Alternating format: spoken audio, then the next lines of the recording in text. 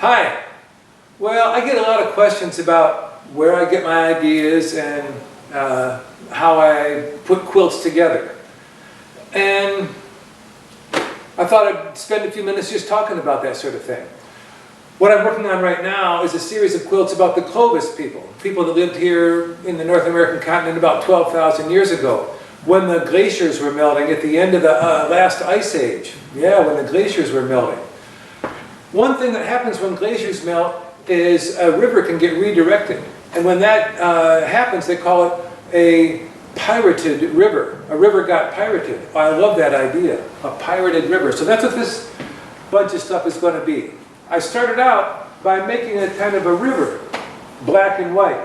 So naturally, then I picked a bunch of fabrics to go along with it. This is how I work. I get fabrics that don't necessarily go together, that don't look like they were made to be in the same quilt. So, like this Japanese fabric here, I don't know exactly what it's doing there, but I liked it. This looks kind of like some kind of a river.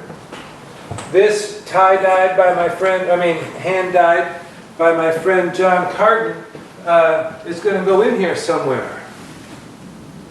With all this water, it's going to be grass, you know. It's going to go somewhere. I'm not sure where. Once I have the fabrics and kind of some proportions figured out, then I start cutting and sewing. I don't make sketches. I just picture it in my mind, the kind of thing that I want to do, and then I make the quilt to find out what it's going to look like. That's what I do all the time. Let me show you some other quilts real quick. Like this one, Lone Star. I have a whole series of quilts that I made just with the idea of traditional quilt pattern names. I think of the name, and then I think of how I would do it, how I would make a quilt that would conform to that name, that would exemplify that name. Here's one, Lone Star. You know what a Lone Star looks like. It's 8 points, you know, a bunch of little diamonds. Well, I thought I'd do something that looked more like an actual star. So, I put a bunch of bias tape strips down. I just appliqued them down onto this hand-dyed background. Lone Star. That's all there is to it. Or this one. I wanted to do a portrait of my friend Luke Haynes. He's always doing pictures of people. I thought I'd make a picture of him. So, I used bias tape once again to make this portrait of him. I pieced this denim together on the back, on the bottom. I sewed a bunch of buttons on to make it look like it was stars at night. I couched some red yarn going in one ear and out the other. And then hand quilted it. Bias tape to make a portrait. That's all there is to it. Here's another one of my takeoffs on a traditional quilt pattern. New York Beauty, that's what this one is called.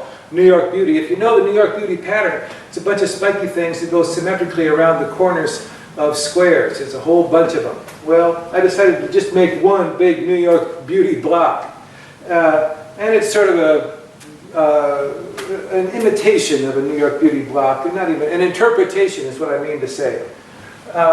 Once again, see how these fabrics were designed not to go together?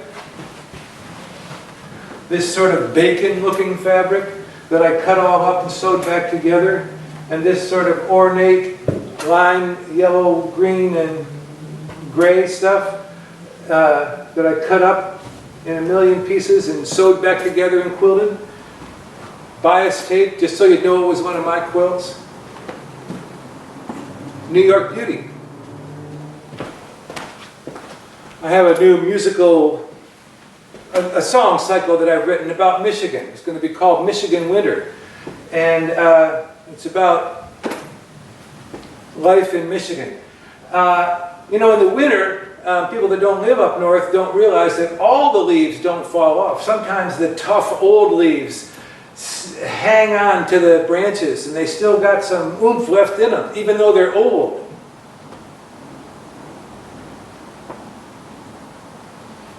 That's what this is all about. Those tough older leaves that are still hanging on and doing something there. Bare branches, quilted all over with a kind of a blizzard of little lines. Michigan winter. It's a theme. I decided what I wanted to do, and by making the quilt, I figured out what it was going to look like. See? Looks like this.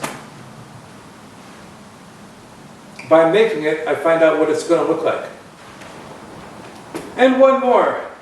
I grew up in Swartz Creek, Michigan, and I wanted to make a quilt about being from a little town in Michigan, Swartz Creek. So the first thing that I did here was I started out picking some fabrics that didn't go together, and I started out making a creek. The name of the quilt is "The Creek Dreams It's a River." Oh, dreams of glory. You can see the river here. This little creek dreams it's a river. The red and white scribbly stuff. Quilted all over, very tiny little lilac leaves. I love a lilac bush. And quilted hollyhocks. All this done with free motion quilting. The creek dreams it's a river. The techniques here are some of the techniques that I'm going to be teaching in my upcoming workshops. Free piecing, how to make things seem continuous when they're not really.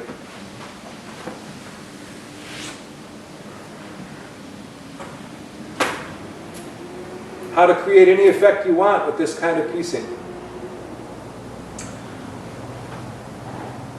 I'll be sharing lots of different ways to work. These are some of them.